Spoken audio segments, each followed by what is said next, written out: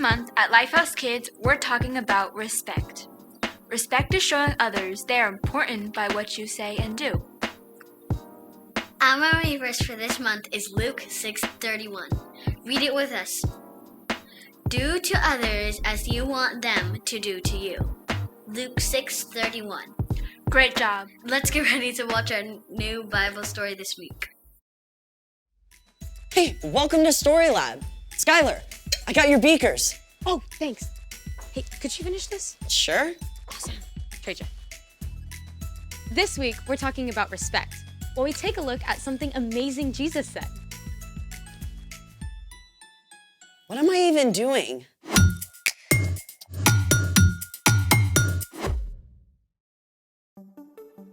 Hey, I'm Skylar. And I'm Sebastian, We're talking about respect. which is showing others that they are important by what you say and do. Okay, gotta ask about the outfit. Why? What's wrong with it? Nothing, but I think it's visible from outer space. I'll admit, stripes and plaid usually don't get along. I wore this in honor of Opposite Day. Opposite Day is a thing? Yeah, it's on January 25th, but I just found out about it. To celebrate, I've even made a list of things that don't usually get along. Let's hear it. Number 1, cats and dogs.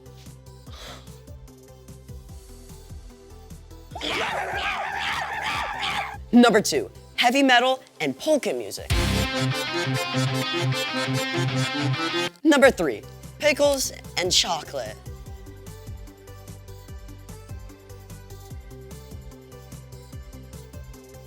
Want a bite? No thanks.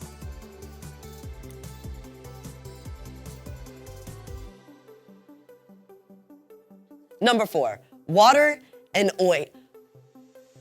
Water and oil. Wait, let's find out what gets along with water and what doesn't. It's time to play. Will it mix? We have here salt, Oil flour. and baking soda. Will our 4 contenders get along with this water and form a solution? Or, like the Batman and the Joker, will they refuse to mix? A solution is formed when a chemical substance dissolves in water. Here goes.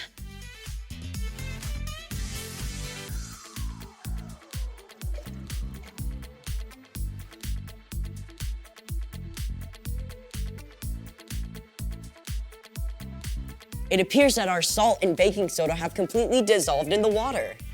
But it's clear that water and oil do not mix, and neither do flour and water. Sadly, they just don't get along. Let's try some more stuff. Honey!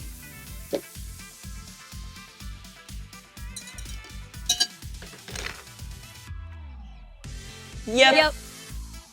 Pepper. Nope. Sprinkles.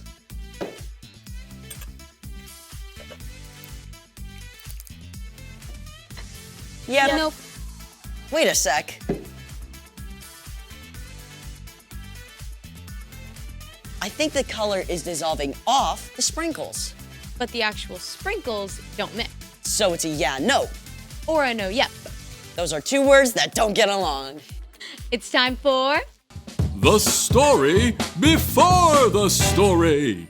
Today, we're in Matthew, the very first book in the New Testament. But before Matthew, in the very beginning, out of a deep, deep love, God made an amazing world. But when people turned away from God, the world was broken.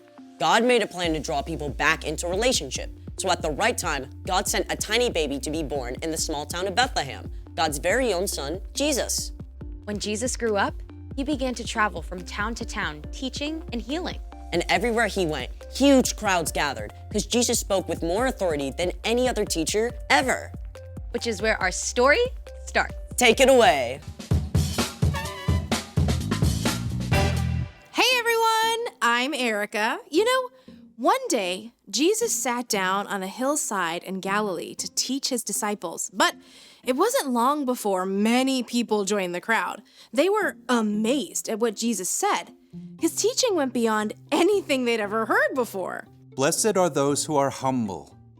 They will be given the earth. Jesus claimed that people who are sad or humble or hungry, or those who suffer for doing what's right are actually blessed. He said his followers are like salt and light. He said that calling someone a fool is just as bad as, get this, murder. It all added up to one thing. What's on the outside matters much less than what's on the inside, what's in your heart. People squeezed closer to hear as Jesus continued.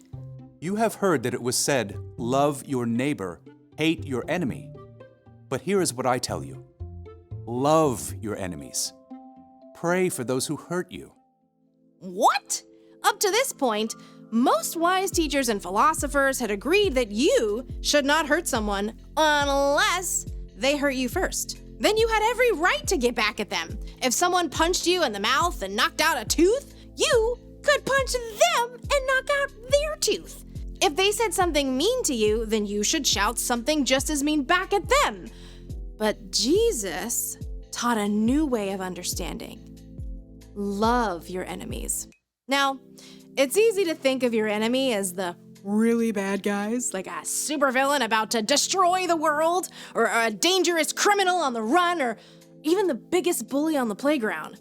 But your enemies can also be the people you're around every day, like the classmate who cuts ahead of you in line, even your little brother who's super annoying.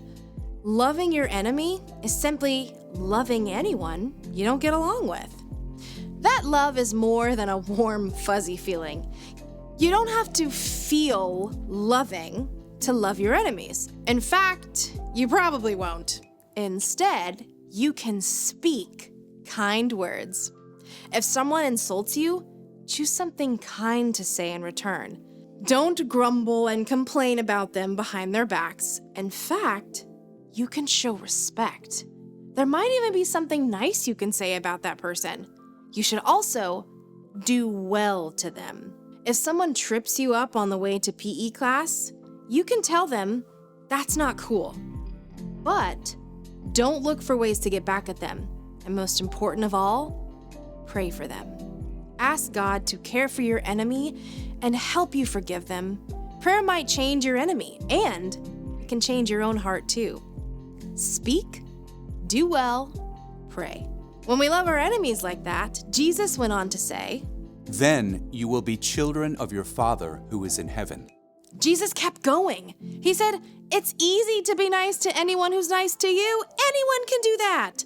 But God gives good gifts like sunshine and rain to provide for everyone, even people who do wrong things. We are made in God's image. And when we show respect and do good things for those who don't treat us well, we're actually showing the world what God is like. Okay, that's a lot to wrap my brain around. No kidding. So, What's our part in the story? Well, choosing to love your enemy is actually a really awesome opportunity. It's a way we can work with God to show God's love to the world. Like, maybe a kid on your soccer team keeps making fun of you when you don't block goals. Instead of saying mean things about them, you could cheer for them when they make a great kick. Or if your teacher loses patience and takes away recess for the whole class, even though it wasn't your fault, you could offer to clean up the classroom. It makes me think of my little brother. He drives me nuts because he's always borrowing my shirts without asking and getting stains on them. So what do? What I want to do is yell at him and mess his stuff up. But I could keep my temper and show him how to get stains out of them. Yep. You never want to let someone keep hurting you, but you can always respond with kindness. Exactly. It's not an easy thing to do for sure. But when we follow Jesus, we have the power of God's Spirit to help us speak kind words, do well, and pray for our enemies. Gotta respect that. See y'all next time. Bye, Erica. So here's the thing. Show respect even when you don't get along. Like plaids and stripes. Ew, what is this? Fur. My dog is shedding. Oh, hey, will it mix? Dog fur.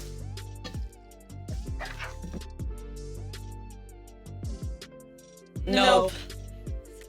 Thanks for joining us in the Story Lab. We'll see you next time. Beep.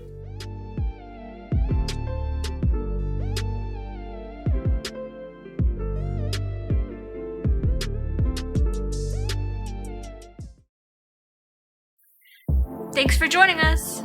If you're watching at home, thanks for tuning in. If you're at one of our campuses in Bakersfield, Coachella Valley, Delano or Wasco, get ready.